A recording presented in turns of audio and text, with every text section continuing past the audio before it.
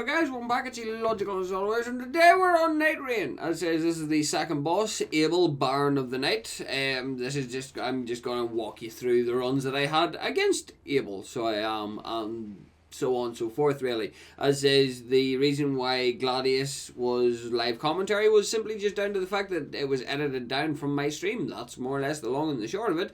So this time I'm actually going to be sort of talking you through my general game plan and how I play Nightreign. Now, as you've probably already copped on, is the fact that I do, for the meantime, I main Iron Eye. Obviously, I'll play, the other characters because, well, I quite enjoy the rest of them as well, but I do, for the meantime, main Iron Eye.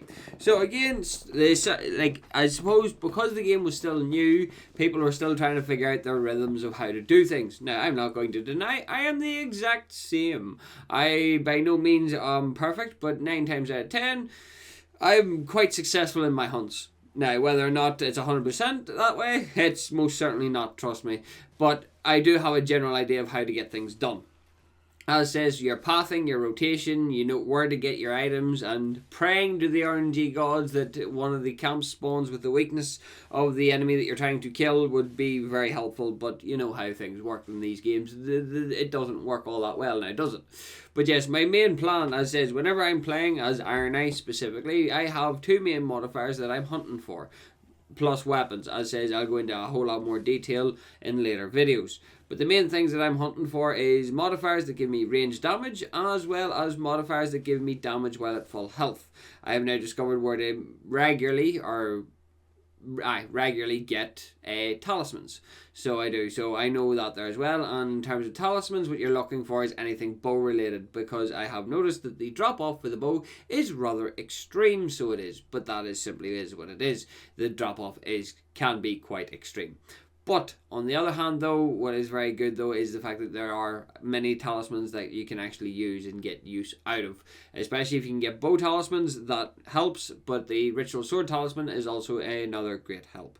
Long story short, as it says, I do take my time scrounging around looking for the main modifiers. I don't care what gear it is on, but they are the main modifiers that I'm hunting for.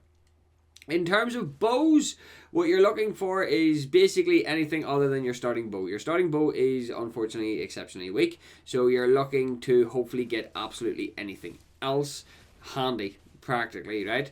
Now, in saying that, another thing that I do need to bring up is the use of, well, the different bows. They're all good, but the main one that you're really looking to find early game is going to be the Albinuric bow, due to the fact that it has the highest damage off rip at the start of the game. Well, of the blue bows that you will get your hands on, it has the highest damage, so it is. Late game, you're either going to be wanting a pulley bow or a black bow. That's more or less the long and the short of it. They're the 2 that you want, and preferably with good modifiers, so your damage doesn't get overwhelmingly hindered, because the damage increases in this game are based on percentages. You really do want to be getting those things online, so you do. Now, as you can see here, again, I'm a little bit more scared of the fog than normal, so you'll see quite a change as I've evolved. As this was recorded I think this was recorded the Saturday after release, so I'm still in this scenario. My brain is still quite new to all of this here and how things are done. You'll see that I'm lacking a lot of what's the word I'm looking for here? I'm lacking a lot of initiative, because it's a new game, you're co-op, and nobody has initiative at this stage. So it is. But as you can see, is I'm really looking for anything that gives me damage. As says, if I'm not getting damage, I'm getting any resistance. Preferably resistances to status effects, because the status effects can be monstrous at the worst possible time. So it can be, because I know that, because I'm currently dealing with a particularly nightmarish creature that is doing my head in. So it is. But yes, as says, I have not realised the importance of Evergils just yet. And as well as I'm also learning the different ways to the different world events as well. There's a few of them that are quite nasty, and I will say that outright. But as I said, our team has developed quite a good plan of attack. As it says, we're hitting camps and we're rotating effectively. As it says, the big thing is I have discovered is effective rotations and picking up where you need to go is a big deal. So it is. Now again, off rip, what I will say about Iron Eye is I've actually thoroughly enjoyed playing Iron Eye, because RNA has actually been decently powerful for me, so he has. Now, a lot of people say that RNA leans more towards a support role. Personally, no, I find him to be more of a sustained damage output role, so he does, because he can put out pretty sturdy damage. Maybe not as high as some of the other classes, but he can legitimately put out some really good damage. Now, one thing I do need to bring up is at the very start, you'll see that was the first run that I did. I had completely forgotten to record it. And then we have the return of the ultimate, the return of the Gaping Dragon. The fact that this boss returned has me impressed, so it does. And I can't wait to see what else they bring back. I'm waiting to see Capra Demon, Taurus Demon, friggin' bosses, fucking the Iron Golem to start reappearing, Smo and Ornstein. By oh god, this is going to be fun. I can't wait to see what they plan to add.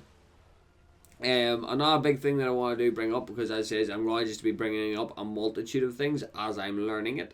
As you can see, I am currently using a talisman. Now, RNA doesn't particularly come with particularly high faith, but talismans do come with particularly strong buffs. For example, the talisman that I am using right now, the seal that I have right now gives me flame, grant me strength, which boosts my fire damage as well as my physical damage, so it becomes really handy. The big thing is though, is you do tend to get passives. I have noticed that bleed is few and far between, is the best way I can say it. I haven't regularly ran into bleed, so I haven't. Again, standard rotation of we're looking for flasks. So we are. I do find RNA to be very good in terms of sustained DPS, but the big thing is though, is you really do want to be getting a solid bow for it, as well as a few preferable passives. As is, one of the best talismans that I found was the dodge talisman. I can't remember which run it was that I got it in, but shockingly enough, the actual damage you take doesn't matter, because most endgame bosses or most Night Lords is going to pretty much decimate you anyway. A bonus point that I do need to bring up, and this is irrelevant to this specific video, is the frostbite areas, or any areas that have jellyfishes, is particularly a good idea to go and deal with. And the reason why that is the case is simply off of the base fact that you can get the jellyfish shield drop. One thing that I do want to bring up with status effects with bows, they are I don't know how they don't. In my opinion, status effects on bows is good if it's a sustained damage effect.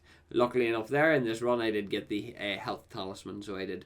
But what I mean by that there is, in terms of status effects, you're mostly looking anything that has barrage or rain of arrows. If you're looking to build up status effects, obviously, that's sort of what you're looking. So getting the right status effect on the right bow can be quite difficult. But in saying that though, it can happen depending on the situation. But it's not something that I would predominantly rely on, so it isn't. Other than that, the damage from the bows in this game are actually surprisingly quite good. The big thing that I have recently seen is the fact that people are saying that the pulley bow is broken in Nightreign, but in my opinion, it's really not, unless you have everything to back it up. Unless you have everything you could possibly think of to back it up, it's just going to be a hard pass. Critical hits is another thing. Critical hits, as far as I know, is still just parries and ripostes, backstabs as well. So of course I'm going to be leaning more towards getting stamina, health, FP. FP is not much of an importance, because FP is still for RNA specifically. Because you're going to be using bows, FP is sort of dodgy, because as it says, rain of arrows doesn't really have a great effect on bosses unless you're really, really popping in the good shit. Now, again, I will say this here, in this run, I think just in general, Bell-Bearing Hunter is an absolute he is possibly one of the most busted bosses. I'm not even going to say he's overtuned, he's just really damn strong, so he is. But in my opinion, I love the way that these bosses are designed, because it adds the extra challenge. Because if they didn't have these bloated health pools, then there wouldn't be a challenge. It's 3 people, for the love of Almighty God. It's not going to be a challenge. And especially if you've got a very diverse party like we do here, you shouldn't be struggling too much, if that makes as much sense as I would like to think it does. But as says, yes, here I'm in the castle, and I don't know if I actually recorded the whole way past this here, but in saying that their information is key in these scenarios, because obviously you kill the boss, you run upstairs, and you can get a free talisman. What I've also discovered is the fact that there's also a merchant that you can buy talismans off of as well. But you need the specific village to spawn in your game. As says, with the amount of RNG that does lean into these games, it is one of those things that really does creep up on you. And I just realised I got the black bow as well as the damn storm is creeping in. This tends to be a thing. I did also die against the bell-bearing hunter, but that's neither here or there. We're still in the match. As says, the game doesn't end until it is said otherwise, so it is. In this scenario, I'm not particularly scared of the storm, but unfortunately I do miss out on my relic or my talisman, because at this stage of the game I did not know that's where you get one. Yay, fun. Ancient Dragon boss fight. Unfortunately, I don't think there's anything really. I haven't played Elden Ring in a hot second. Particularly, I haven't played the PvE in a hot second. So the Ancient Dragon boss fight, I'm not 100% remembering, if that makes sense. But the Ancient Dragon boss fight is still not as difficult as I expected it to be. As says, with enemies being this big and me being a ranged character, I'm not really under that much threat of being absolutely wiped off the face of the earth. Plus, I find that the bosses that are used in the open world are nowhere near the caliber of boss. No, hang on, scratch that. There's one boss that is a nightmare to deal with. There's scratch that again. There's actually a few bosses that are quite nightmarish to deal with in the open world. But in saying that though, the main bosses that you do end up fighting are normally not as overwhelmingly irritating, because the Ancient Dragon did go down handy enough, so it did manage to catch me at the very end. So with me being level 7 and not as high a level as you would really like, because going into the Night Lord boss fights you really sort of want some level, like you want a decent level, at least over 10. So you do, or else your damage is not going to be what it needs to be, and your health is just going to get you straight up one shot a lot of the time. Trust me, I have dealt with this more times than I can count. So I have, but you really do want to prioritize your levels while playing this game, so you do. As says, if you know anything from my previous video with me fighting Gladius, the Night Lord bosses really have smart AI. I am so adamant they have smart AI, so I do, because these guys are not just smart, they are dangerously smart. So they are, because they'll figure out what you're doing and when you're doing it, and then they'll aim to deal with you in the quickest possible way. But I just realized that I went and looked at everybody else's stat screens, and I'm just like, why am I the one that has... This is how you know that people are new to the game. I'm sorry, I'm moving my mic about, if you can hear that. This is how you know people are new to the game in that sense, is the fact that they're not stacking as much gear as I'm stacking. As is, I'm trying to stack any range damage increases, I'm stacking full health bonus damages. As is, I'm not the tank, I'm trying to be the sustained damage and basically glass cannon of the group. Sorry, I do apologise. I'm just back from work and I'm immediately recording this, so I'm just a pinch on the tired side, so I am, guys. But yes, we're making our way to Adel, the boss fight. As you've seen a snippet of my first ever fight with him, and I got absolutely decimated. This, however, is going to be the second fight. This boss, like, my opinion of this boss isn't actually too bad. Well designed, but very fast and very aggressive. And unfortunately in this matchup is I do not have the hard counter to this boss, which is poison. Poison can really trivialize this boss. Now, if anybody's watched my Gladius video, everybody will automatically understand that this boss is going to hunt me. It doesn't matter. It doesn't care.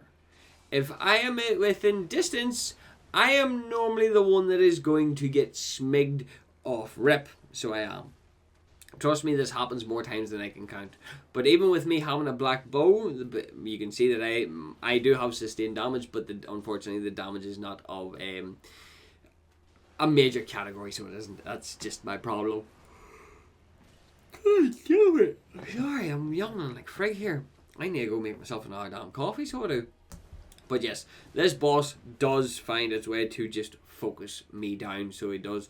Like, I've got it. There's a tank in my team, and there's an odd DPSer in my team. Why am I public enemy number 1? Like, this seems like it's always looking at me. Still though, how? Why? This boss just loves me. That double bite chomp comes out very quickly. It's either that or I'm just bad. We'll just put it down to I'm just bad. But yes, in this scenario, is I'm trying to DPS them down. I still do have my perfect timing. I still have my talisman, not talisman, chime. Is it? Not how it is. Seal. Sorry, it's the seal again. Brain. I still have the seal online because, as it says, whenever a seal gives you a buff. Now, I was meant to bring that up earlier. Any seals that give you any kind of weapon buff is going to be beneficial to you. Any seals that give you, if you can get a seal, normally I majorly find them with item discovery on them, but item discovery is still good because it can really give you a helping hand getting your gear online early if you can get enough of it stacked up early. As it says, the entire thing's RNG. You don't know what you're getting or when you're going to be getting it. Other than that, there are seals is really good because if you can particularly get, like, there's me buffed with bleed for some reason. Don't know how I got that. All I know is I'm the only one buffed with it, unless I picked up something throughout the game that gives me a bleed buff if I drop down to low health. Not 100% sure. Yes, again, another thing, these bosses all have mid-stage ultimates, and this is one of them, and needless to say, this one gave me a heart attack very quickly. A little bit similar to the way Gladius gave me a goddamn heart attack. Yeah, these bosses don't play. I have explained to people that these bosses this game as a whole does not play around, so it doesn't. If you do not have a firm foundation built, this game will kick your ass up and down the map. Quite simply, quite handily, so it will. These bosses are not to be played with. But yes, side tangent aside, the seals are a very good thing to pick up and use because between the combination of if you can get your hands on Blood Flame Blade, if you can get your hands on Lightning Armament, Magic Armament, anything that can give you a buff, and especially if that buff can line up really well with anything else that you're doing. I think you can also get them with Sacred Order buffs, which is like an inherent weapon buff that comes you can get on a bow, which is pretty damn good too. That there's another thing that I had found out is the fact that you can get buffs in many ways. Black Flame's a pretty good one to pick up as well if you do get the chance. But again, that's purely down to RNG. But you can see the boss is just really adamant in trying to kill me. Why do the bosses in this game hate me so much? I really don't have an answer for you because the first one aimed at thing, and now this one aims at me, and of course I can dodge to save my life. Yeah, again, I don't understand this game sometimes because for some unknown reason the game really does really like to focus my ass down, so it does. And that's the issue. It's how am I meant to stay alive? Our Guardian is doing well to try and keep himself alive, but unfortunately, you probably already figured out from the length of this video that this one does end up turning into a failure, which is quite disappointing because we did have a pretty solid run, so we did. But the Guardian managed to get up there. I'm going to call her the Executor, or them the Executor, because that's just the best thing that I can say. But obviously, with all of us only being down once, and we're already near the ending, we sort of thought that, oh yes, we've got a pretty good chance of being able to pull this one off. But the thing is though, these bosses have like, what I seem to think of is these bosses, considering this is the second one that I've really fought, these bosses have a real 180 to them, so they do. Because particularly this boss, the Abel, or Adel, I think it is Adel. Adel, Baron of the Night. He's particularly dangerous because if he does land the grab, he gets a damage increase, which makes him more dangerous than you might actually think, because that damage increase allows him to basically one-shot me at any stage. Again, he just loves to hard focus me. Like he wasn't even being aimed at, and he got, like, the Executioner got put down, and he wasn't even being aimed at. I was public enemy number 1. I I got greedy with my decisions, and then I ended up getting nuked as well. So I did. As it says, these bosses are designed to take on 3v1s quite handily. These bosses are smart, they're fast, they're strong, and they are quite frankly just straight up goddamn monstrous. So they are. It is genuinely shocking how actually devious these bosses are, because again, I have fought these guys quite a few times.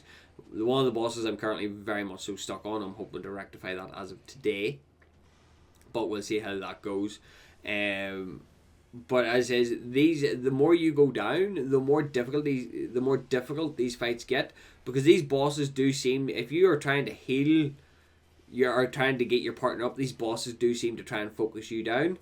But I think that there's just down to the selection of items that people have. Oh my god, I am so sorry. I did not expect to be yawning this much. I think it just goes to show you how damn tired I am at the minute, which is bloody remarkable. But yes, Abel definitely does prove himself to be quite the devious opponent. So he does, because his AoE damage and just his speed. I find these bosses to be exceptionally quick and exceptionally damaging. So I do, because they're shocking in terms of their aggression. Now, how I survived that, I shall never know. How I survived that attack, I do genuinely not have a clue. So far, I will put, I think Gaping Jaw has taken... No, Gaping Jaw is so far the second or third hardest boss I've fought. So he is, as far as I'm aware, from what I believe at the very least, he is the second or third hardest boss that I've fought so far. So he is within Nightreign itself. So it's only a matter of time before I figure out which other bosses are going to kick my ass. It's going to be fun. So yeah, attempt number 2 ended in an astonishing defeat. So it did. So we're now going to move in to the second run of it. So we've got 2 Iron Eyes and an Executor, because apparently people are... people just like the glass cannon-y characters, so they do. Look, I'm not going to say anything. I'm just as bad. But at this stage, I've started to develop a little bit more of a theory of how to deal with it. And on top of that there, we have, you can tell from the map, we have spawned in with poison. Thank God, because we didn't have poison in the last match to try and help us out here. So we didn't. So obviously, as the normal rule of thumb goes, is we're going to hit the first camp, see what gear that the camp has, and see if we can find anything that's going to benefit me in the long run. Now, as far as I'm aware, that attack up while wielding 2 armaments, or holding armaments in 2 hands, doesn't actually affect bows, which is quite disappointing. Not going to deny that. That is a disappointing factor that I do need to bring up in this scenario. Obviously, we went immediately to one of the cathedrals that gives you a seal. Unfortunately, I don't think I actually obtained a decent seal in this run, which is disappointing to say the least. But again though, getting the early game runes and getting the early game items online is pretty damn good. What is annoying though is the fact that as we proceed, what ends up happening is the fact that you get melee weapons as well, which is disappointing, because melee weapons don't really affect... you can use them with Iron Eye. The only issue you have that you're not going to be... Your main purpose being Iron Eye is to be a archer. Now, this is where I learned something new, that we went down into the mines, and this is where you get your upgrades. So it is. Going down into the mines is where you get your purple upgrades. And this is a big thing that I do want to bring up, that mines are incredibly important, so they are, especially if you spawn near enough to them to make use out of them. Because you can see that you can clear out a mine at level 1 and get potentially good equipment. So you can, as says, I'm trying to make the decision versus the purple versus the item that gives me straight up just more damage. The reason why I lean with the purple is because I've been caught so many times. He's an asshole. The fact that he's in my world, he's an asshole. I don't like him. Fuck this guy. I'm just going to say that now, because by God, I do not like him. That's all I have to say. I can't even remember what the hell I even paid for. But anyway, flames encroaching. Let's get a move on. As says, people are just doing it their own way at this stage. As says, they had cleared out the poison area before I'd even got the length.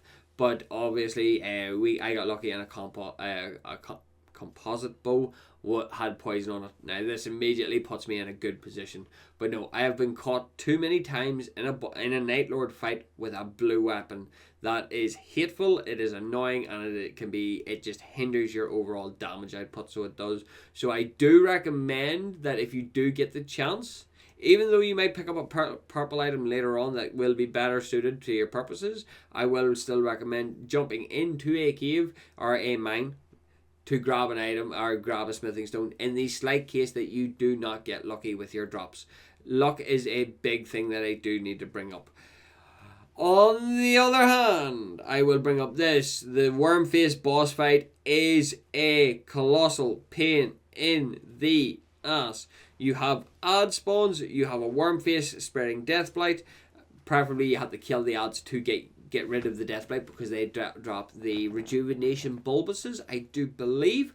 But for any particular bosses, of all the particular bosses that I fought thus far, Wormface is most certainly the biggest pain in the ass off of the simple fact that he is a massive damage sponge, so he is.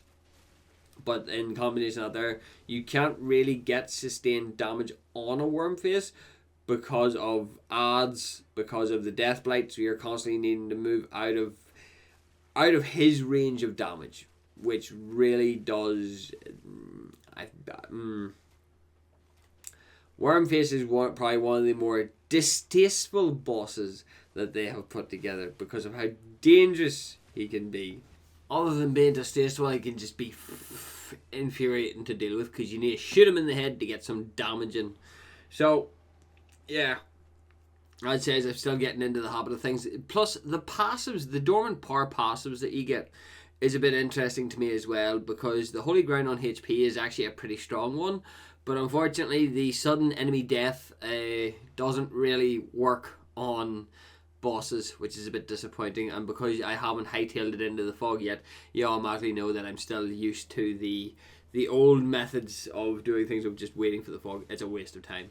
Now we're actually taking advantage of what we need to do. We're hitting a poison area, so we are, because we are in desperate need of better poison gear, so we are. Big thing is though, pages are still as annoying as always.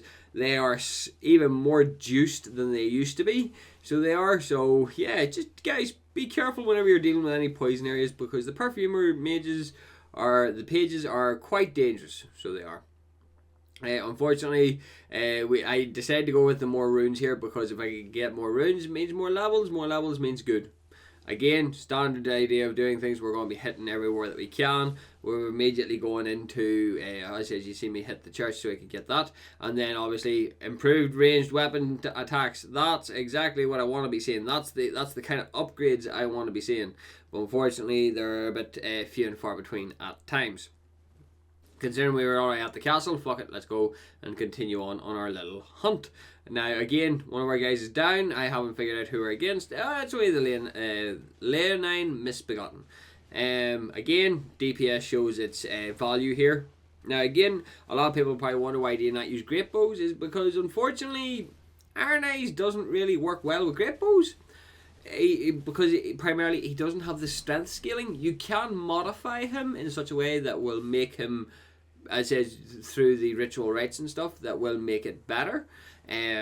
Again, in saying that though, can be a little bit dicey on it, so it can be, because it's either you're going to focus more into your dexterity so you can actually get good damage out of the likes of your black bow, your pulley bow, stuff like that there, or you can scale into your strength and get more use out of the great bows.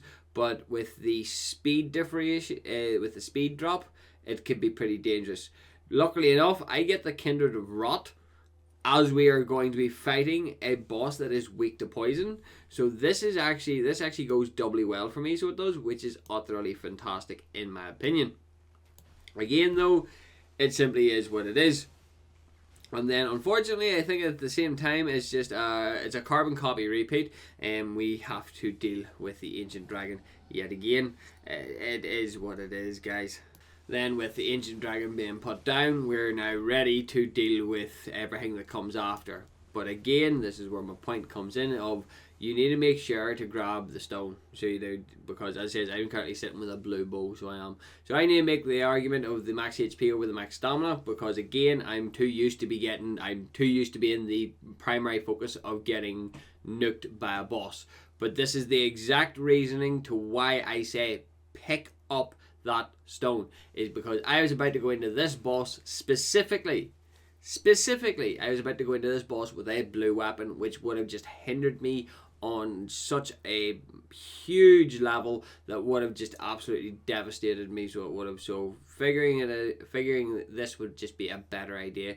Upgrade the bow, pick up our defenses as much as we can, get anything that's going to assist us in any way, shape, or form. All of this here is just a bonus. And now we get into the actual final fight. This is where we actually end up defeating the boss. Adel, Baron of the Night. Again, this is my third attempt on this boss, and again, he is... I don't know why, but he just seems to love hard focusing me, right? But now we discover what his weakness actually is. Obviously, his weakness being poison. Now we discover what he does with the poison. The poison does hard stun him, so it does. And it makes him throw up the poison, so it gives him a unique attack for as useless as it can be. But the only thing that I will say is, and I've noticed this here with a lot of the bosses, if you abuse the weakness of the boss, you just send them into full crash out mode. So you do. It's just, they just hit a point where they're like Gascoigne from Bloodborne. If you use the box too many times, he just goes full apeshit mode. A lot of these bosses seem to fit very, very, very close into this category, where they will just go into full crash out mode. It is what it is. As says, thank God that our team was as good as it was, because I don't know if I was the only one carrying as much damage, but unfortunately, obviously not having the best bow doesn't exactly help, but having a poison bow does help. Because once he does go into his second phase, and he's in second phase, and he does genuinely go into full crash out, he no longer throws up. He's just perpetually poisoned at that stage, which really helps us in terms of getting that tick damage going. Now, a really nasty combo that you can run with this setup is combining poison with a Black Flame Armament. Again, the range of that ult, and again, he nearly one-shots me. Luckily enough, though, he didn't purely aim for me this time. I'm quite impressed at that there. I expected him to try and nuke me. Normally, 9 times out of 10, he is going to end up going for me. Even Warframe can... The other YouTuber, Warframe _YT. Yeah. Even he will state that, yeah, the bosses tend to hard focus me. But yeah, another point of reference, as you can see, he's in full crash out and he's not throwing up anymore. He is just trying to kill whoever he can get his hands on at any given stage. So he is. And at least now the poison sticks. So not only do we have me as a sustained form of DPS, there's also the poison as a sustained form of DPS as well. So no matter which way, as long as everybody can survive, we can whittle this guy down. Big thing though is the fact that every time that he does decide to chow down on someone, he does heal a slight amount. Nothing's more annoying than a healing boss. It is what it is. But again, at the same time though, what I do have to say is the fact that, well, getting chewed on is not exactly fun. Other than that though, a big thing that I do need to bring up is the fact that not only does he heal, but he gets a major damage increase whenever he does do it. And his damage increases... Hang on. So I'm just looking at this here. Apparently, oh well, yeah, his damage increases do actually stack, which is quite a dangerous thing. So basically, it's any time that he seems to proc bleed, he gets a damage increase, and that makes him very dangerous. So it does. And that's a big thing that I do need to bring up. So poison does maintain its effectiveness, so it does, and that there's a big thing that you do want to do. If you are going into this fight, make sure that you've got something poison related, please. Because, trust me, poison tends to help a lot in terms of boss fights. Either poison or rot, if you can get your hands on it, is normally a fantastic help. But yeah, he's just adamant to wipe us all out. As says, with there only being really one melee fighter, he is obviously going to be taking the brunt of it. So he is. But there you go. See what I mean by the boss is just hard focus anybody who's healing? Absolute nightmare inducing, so it is. But no, you start to notice that he can start, that leap attack is also vicious, so it is, because he actually managed to take him out, so he did. Luckily enough, I was out of range of the Growler, else he would have been able to get me too. And then, luckily enough, he's also probably one of the only bosses that I've seen so far that does try to chain grab you, which is incredibly irritating. So it is, because if he misses the first attempt on you, he is most certainly going to go for a second attempt, which just basically means that he's just more dangerous whenever... Basically, the lower health he gets, the more dangerous he becomes, because he's just trying to grab everybody and chew on everybody, which is not exactly what I consider fun.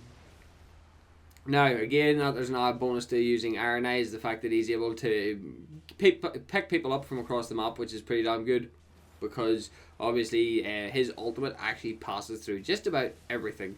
So whenever it comes to boss fights, it really does help.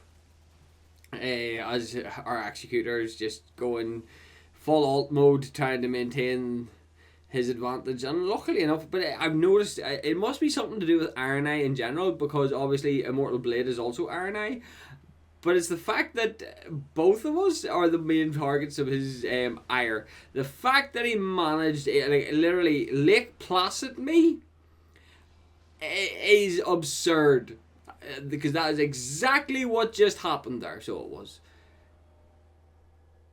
yeah. That's all I have to say about that.